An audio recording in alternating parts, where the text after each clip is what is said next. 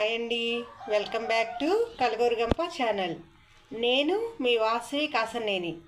ఈరోజు ఏంటో స్పెషల్ అని చూస్తున్నారా? ఈరోజు నేను మీకోసం చికెన్ ఫ్రై చేసి చూపించేస్తానండి నా స్టైల్లో. దీని తయారీ విధానం చూసేద్దాం రండి. ఇప్పుడు దీనికోసం మసాలా పొడి తయారు చేసుకుంటున్నాను అండి. దానికోసం ధనియాలు, జీలకర్ర, యాలకులు 2 వేసుకుని, మిరియాలు, దాల్చిన చెక్క, లవంగాలు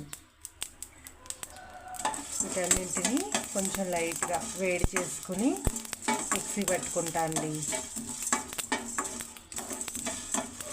నేను ఇలానే మసాలా పొడిని ఇంట్లోనే తయారు చేసుకుంటాను. పట్టుకుని వాటన్నింటినీ ఇంట్లోకి తీసేసుకుందాము. ఇక కడాయిలో సరిపడే ఆయిల్ పెట్టుకుని పచ్చిమిర్చి వేయించుకోవాలండి.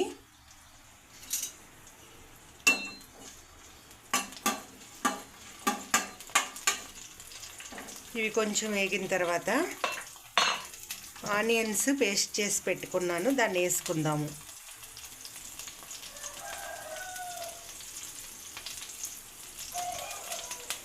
ఈరోజు సండే అండి, బాబుకి పాపకి స్కూల్ ఉంది, అందుకని మార్నింగ్ రెడీ చేస్తున్నా అండి లంచ్ బాక్స్ కోసం. పక్కన రైస్ ఉడుకుతుంది. ఇప్పుడు ఆనియన్ పేస్ట్ని కూడా వేసేసుకుందాము.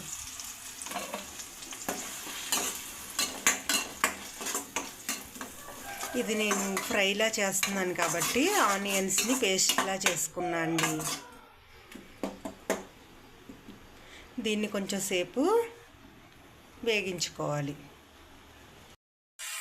ఆనియన్స్ ఇలా మగ్గిన తర్వాత కాస్తంత అల్లం వెల్లుల్లి పేస్ట్ని వేసుకొని తిప్పుకోవాలండి.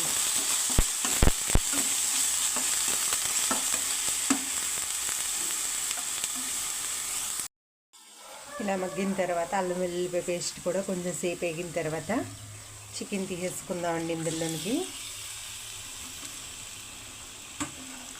ఇప్పుడు ఈ చికెన్లో కూడా ఇలా ఉప్పు, పసుపు వేసి పెట్టుకుంటే చికెన్లో ఉన్న వాటర్ బయటకు వచ్చి సాఫ్ట్గా కుక్ అయి ఉంటుందండి. ఇప్పుడు దీన్ని మూత పెట్టేసుకుందాము. 10 నిమిషాల తర్వాత ఇలా కుక్ అయిందండి. ఇప్పుడు దీంట్లోకి నేను కాస్త పెరుగును వేసుకుంటున్నానండి.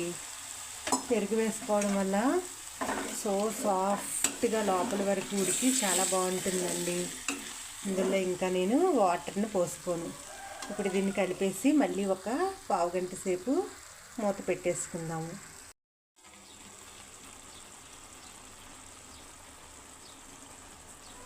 సరిపడే సాల్ట్,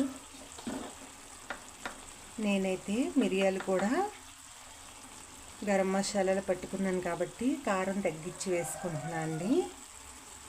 ఇది పిల్లల కోసం కదా.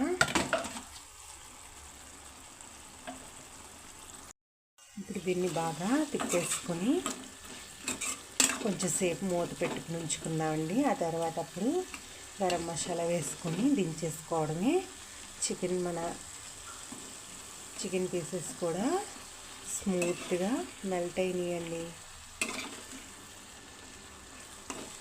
ఇప్పుడు మనం రైస్లోకి తీసుకోవాలంటే ఇలా గ్రేవీగా ఉంచేసుకుని తీసుకోవచ్చు, లేదంటే ఇంకొక 10 నిమిషాలు ఉంచుకుని పొయ్యి మీదే, అప్పుడు అది డ్రైగా అయిపోతుందండి.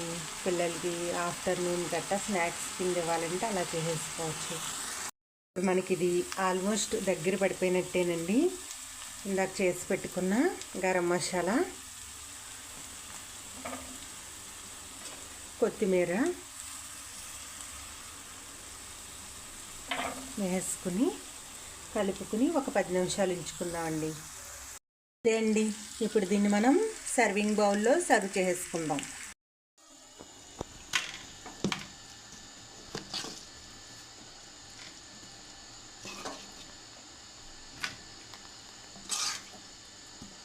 అంతే అండి, నా స్టైల్లో చికెన్ ఫ్రై ఎలా చేశాను. మరి మీరు ఎలా చేస్తారో నాకు కామెంట్ సెక్షన్లో కామెంట్ చేసేయండి. నేను కర్రీ తయారు చేసిన విధానం కూడా మీకు నచ్చితే చిన్న లైక్ ఇవ్వండి, షేర్ చేయండి, సబ్స్క్రైబ్ చేయండి. మరిన్ని వీడియోస్ కోసం సబ్స్క్రైబ్ చేసుకోండి. Thank you for watching. Follow for more videos.